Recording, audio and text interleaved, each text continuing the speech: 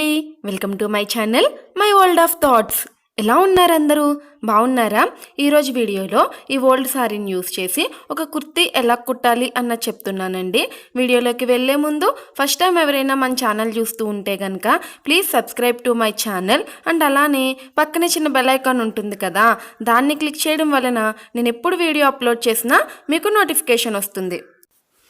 నేను బాడీ పార్ట్కి వేసేటానికి cotton lining తీసుకున్నానండి. 80 పాయింట్స్ది బ్లౌజ్ పీస్ ఉంటుంది కదా, అది తీసుకున్నాను. బాటమ్ పార్ట్కి వచ్చేసరికి నార్మల్ లైనింగ్ అండి. ఇది నేను 3 మీటర్స్ తీసుకున్నాను. ఫస్ట్ నేను బాడీ పార్ట్ కట్ చేసుకుంటున్నానండి. నేను దానికోసం 4 ఫోల్డింగ్స్ వేసుకున్నాను. నేను మీకు స్టార్టింగ్ చెప్పాను కాటన్ లైనింగ్ తీసుకున్నానని. ఇప్పుడు నార్మల్ది కట్ చేస్తున్నాను అనుకోకండి, అది నేను కట్ చేసింది రికార్డ్ అవ్వలేదు. దానికోసం అని చెప్పి నేను దీని మీద కట్ చేసి చూపిస్తున్నాను. ఇక్కడ నేను ఫస్ట్ వెర్టికల్ మెజర్మెంట్స్ మార్క్ చేసుకున్నానండి. బస్ట్ పాయింట్ 9 ఇంచెస్ దగ్గర, అలానే వేస్ట్ పాయింట్ 14 ఇంచెస్ దగ్గర ఒక 1 ఇంచ్ ఖర్చు ఎక్స్ట్రా మార్క్ చేసుకున్నానండి. సో అందుకే నేను 3 లైన్స్ డ్రా చేస్తున్నాను. నెక్స్ట్ వచ్చేసి నెక్ మార్క్ చేసుకుంటున్నానండి. నెక్ వచ్చి నేను 2.5 ఇంచెస్ తీసుకుంటున్నాను. షోల్డర్ వచ్చి 3 ఇంచెస్ తీసుకుంటున్నానండి. షోల్డర్ అక్కడి నుంచి ఒక 1/2 ఇంచ్ నేను డౌన్ పెట్టుకుంటున్నానండి. ఎందుకంటే హ్యాండ్స్ దగ్గర షేప్ అనేది కరెక్ట్గా ఉంటుంది, దానికోసం అని చెప్పి డౌన్ పెట్టుకున్నాను కదా. స్టార్టింగ్ పాయింట్ నుంచి అక్కడికి నేను ఒక లైన్ డ్రా చేసుకుంటున్నాను. నెక్స్ట్ వచ్చి నేను ఆర్మ్ హోల్ మార్క్ చేసుకుంటున్నాను. ఆర్మ్ హోల్ వచ్చి 7.5 ఇంచెస్కి మార్క్ చేసుకుంటున్నానండి. నన్ను ఒకరు డౌట్ అడిగారు, ఆర్మ్ హోల్ ఎంత పెట్టుకుంటే షోల్డర్ కూడా అంతే పెట్టుకోవాలి కదా అని చెప్పి. అవునండి, ఆర్మ్ హోల్ ఎంత పెట్టుకుంటే షోల్డర్ కూడా అంతే పెట్టుకోవాలి. అది ఎప్పుడు అంటే మనం బ్యాక్ నెక్ డీప్ అనేది 1 ఇంచ్ పెట్టినప్పుడే. అంటే మన రెడీమేడ్ టాప్స్ ఉంటాయి చూసారా, మన టైలర్ కుట్టిన దానికి రెడీమేడ్ టాప్స్కి కొంచెం డిఫరెన్స్ ఉంటుంది కదా, అదేనండి డిఫరెన్స్. రెడీమేడ్ టాప్ ఎప్పుడు కూడా మనకి బ్యాక్ నెక్ డీప్ అనేది 1 ఇంచ్ కన్నా ఎక్కువ ఉండదు. దానికోసం అని చెప్పి షోల్డర్ వాళ్ళు ఎక్కువ పెడుతూ ఉంటారు. మనం బ్యాక్ నెక్ డీప్ అనేది ఎక్కువ పెట్టుకుంటే షోల్డర్ అనేది తగ్గిపోతూ వస్తుంది. ఇప్పుడు లైన్ డ్రా చేసాం కదా, అది chest line, bust line, waist line 3 వచ్చాయి కదా. ఇప్పుడు మనం రౌండ్ మెజర్మెంట్స్ మార్క్ చేసుకుందామండి. రౌండ్ మెజర్మెంట్స్ వచ్చి నేను 7 ఇంచెస్కి మార్క్ చేస్తున్నాను. 1 ఇంచ్ నేను ఖర్చు తీసుకుంటున్నాను. ఇక్కడ వేస్ట్ దగ్గర కూడా 6.5 ఇంచెస్ దగ్గర మార్క్ చేసుకుంటున్నానండి. 7.5 ఇంచ్ 1 ఇంచ్ నేను ఖర్చు తీసుకుంటున్నాను. 1 ఇంచ్ సరిపోతుందండి, అంతకన్నా ఎక్కువ ఖర్చు అవసరం ఉండదు. కావాలి అనుకుంటే మీరు 2 ఇంచెస్ అలా పెట్టుకోవచ్చు. నేనైతే 1 ఇంచ్ పెట్టుకుంటున్నాను, సరిపోతుందని చెప్పి. మన ఆర్మ్ హోల్ 7.5 ఇంచ్ మార్క్ చేసుకున్నాం కదా, దాన్ని మిడ్ పాయింట్ మార్క్ చేస్తున్నానండి. 3.75 దగ్గర నేను మిడ్ పాయింట్ తీసుకున్నాను. దాన్ని ఆఫ్ చేస్తే నాకు 3.75 వచ్చింది. అక్కడి నుంచి నేను ఒక 1/4 ఇంచ్ లోపలికి తీసుకుంటున్నానండి. ఆర్మ్ హోల్ స్కేల్ యూస్ చేసి నేను ఫ్రంట్ ఆర్మ్ హోల్ తీసుకుంటున్నాను. నెక్స్ట్ వచ్చి బ్యాక్ది మనం మిడ్ పాయింట్ పెట్టుకున్నాం కదా, అక్కడి నుంచి చిన్న లైన్ డ్రా చేసుకుంటే సరిపోతుంది. స్టార్టింగ్ ఎవరైనా స్టిచ్చింగ్ నేర్చుకునే వాళ్ళకి ఈ టూల్స్ ఉంటే చాలా చాలా బాగా యూజ్ అవుతాయండి. నెక్స్ట్ వచ్చి నేను నెక్ మార్క్ చేసుకుంటున్నానండి. నెక్ వచ్చి డీప్ నేను 5 ఇంచెస్ తీసుకుంటున్నాను. మామూలుగా మనం ఆది డ్రెస్తో కూడా కుట్టుకోవచ్చండి, కానీ అదంతా నీట్గా ఉండదు, పర్ఫెక్ట్గా రాదు అనిపిస్తుంది నాకైతే. లేదు మీకు ఎవరికైనా ఆది డ్రెస్తో కావాలి అంటే అలా కూడా ట్రై చేస్తాను.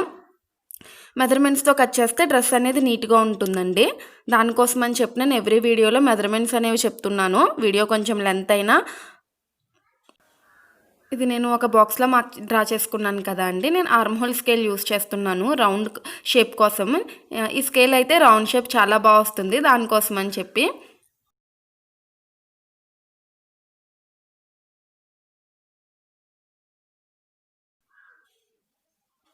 Front neck, front arm whole 2 cut చేసుకుంటున్నాను.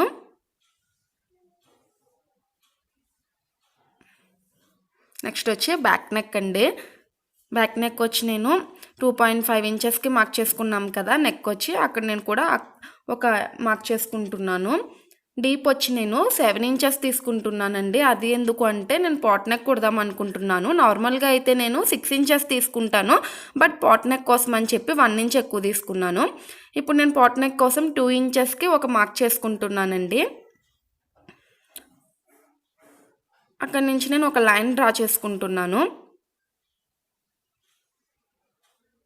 రిమైనింగ్‌ది నేను స్కేల్ యూజ్ చేసి రౌండ్ షేప్ పెట్టుకున్నానండి. ఎలా అయితే స్కేల్ పెట్టుకున్నానో అలా నేను కట్ చేసుకుంటాను.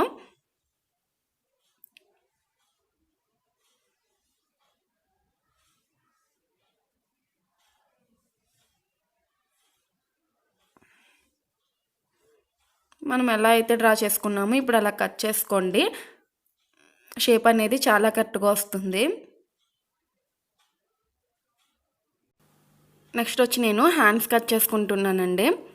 దానికోసం నేను 5 ఇంచెస్ తీసుకుంటున్నాను. లెంత్ వచ్చి ఒక హాఫ్ ఇంచ్ పైన ఒకటి కింద ఒకటి ఖర్చు కోసం వదులుకున్నానండి.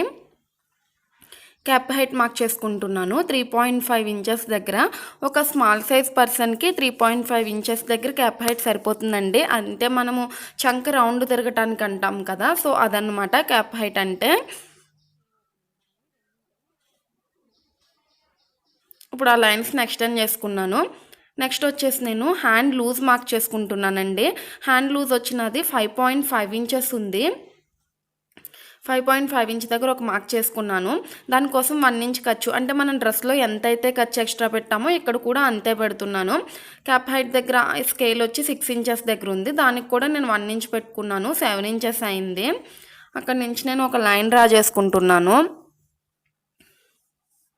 స్టార్టింగ్ పాయింట్ ఉంది కదా, అక్కడి నుంచి ఇక్కడి వరకు కూడా నేను ఒక లైన్ డ్రా చేసుకుంటున్నానండి.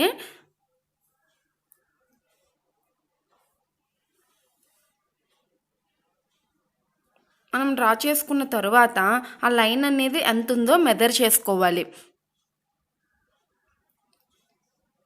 8 ఇంచెస్ ఉందండి. నేను అందులో మిడ్ పాయింట్ 4 ఇంచెస్కి ఒక మార్క్ చేసుకుంటున్నాను. అంటే హాఫ్కి నేను ఒక 4 ఇంచెస్ దగ్గర మార్క్ చేసుకున్నాను.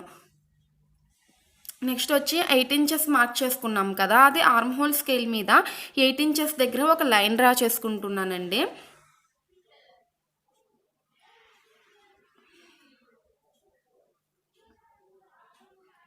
ఎయిట్ ఇంచెస్ దగ్గర మనం ఒక లైన్ డ్రా చేసుకున్నాం కదా, అది స్టార్టింగ్ పాయింట్ దగ్గర పెట్టాలి. ఆ స్టార్టింగ్ పాయింట్ దగ్గర నుంచి మిడ్ పాయింట్ 4 ఇంచెస్ దగ్గర ఒక మార్క్ చేసుకున్నాం కదా, అక్కడి నుంచి ఇక్కడికి కర్వ్ డ్రా చేయాలండి. ఒక కర్వ్ డ్రా చేయాలి. నెక్స్ట్ వచ్చి అదే స్కేల్ని రివర్స్ చేసుకుని 8 ఇంచెస్ దగ్గర నుంచి ఎండింగ్కి పెట్టుకోవచ్చు. బాగా అలవాటు ఉన్న వాళ్ళంటే బై హ్యాండ్ కూడా ట్రై చేయొచ్చు. లేదు నీట్గా రావాలి అనుకుంటే స్కేల్ అది యూస్ చేస్తే బాగుంటుందండి. ఇది front arm whole. Back arm whole వచ్చి మిడ్ పాయింట్ పెట్టుకున్నాం కదా 4 ఇంచెస్ దగ్గర, అక్కడి నుంచి నేను ఒక హాఫ్ ఇంచ్ మార్క్ చేసుకుంటున్నాను. అక్కడి నుంచి నేను ఒక లైన్ డ్రా చేసుకుంటున్నానండి హాఫ్ ఇంచ్కి. నేను ఇలా మెజర్మెంట్స్తో చెప్తే వీడియో అనేది లెంత్ ఎక్కువైపోతుంది నాకు తెలుసు. బట్ నీట్గా అందరికీ అర్థం అవ్వాలి కదా, దానికోసం అని చెప్పి ఇలా చెప్తున్నానండి. స్టార్టింగ్ పాయింట్ దగ్గర ఒక మార్క్ చేసుకుని 8 ఇంచెస్ పెట్టుకున్నాం కదా, అక్కడి నుంచి ఇంకొక కర్వ్ డ్రా చేసుకోవాలి. ఎలా అయితే మార్క్ చేసుకున్నామో అలా కట్ చేసుకోండి. సో ఒక హాఫ్ ఇంచ్ నేను ఇట్లా పైన ఇంకొక లైన్ డ్రా చేసుకుని కట్ చేసుకుంటున్నాను.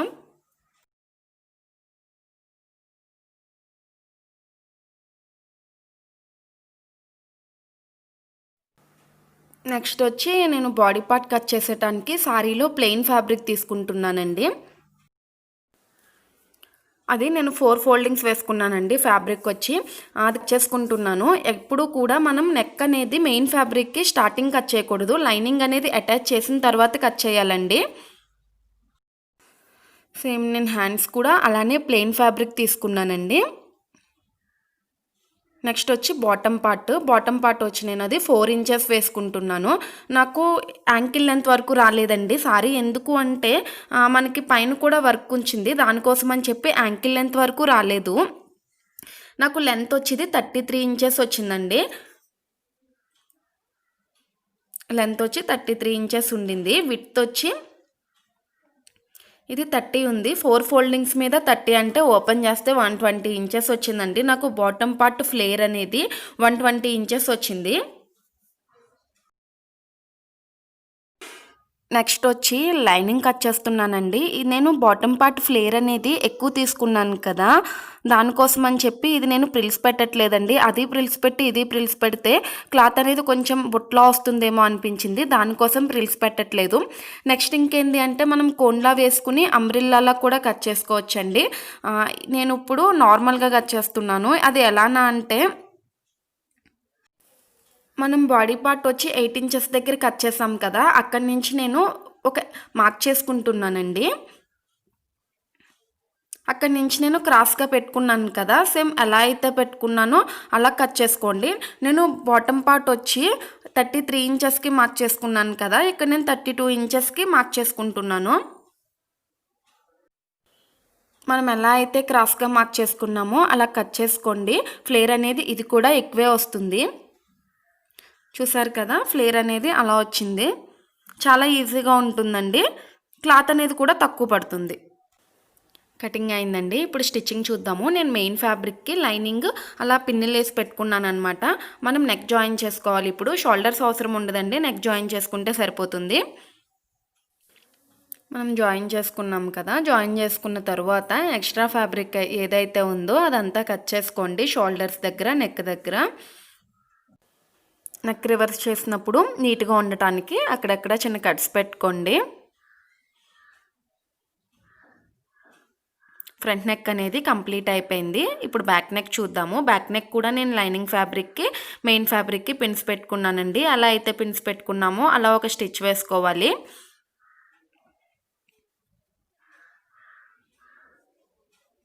వేసుకున్న తర్వాత ఎక్స్ట్రా ఫ్యాబ్రిక్ అనేది కట్ చేసుకోండి.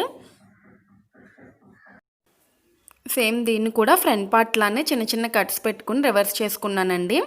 బ్యాక్ పార్ట్ అనేది కూడా కంప్లీట్ అయిపోయింది. నెక్స్ట్ వచ్చి హ్యాండ్స్ అండి. హ్యాండ్స్ వచ్చి నేను లైనింగ్ ఫ్యాబ్రిక్ మెయిన్ ఫ్యాబ్రిక్ కూడా అటాచ్ చేసుకుంటున్నాను. నెక్స్ట్ వచ్చి బాటమ్ పార్ట్ వచ్చి నేను ప్రిల్స్ పెట్టుకున్నానండి.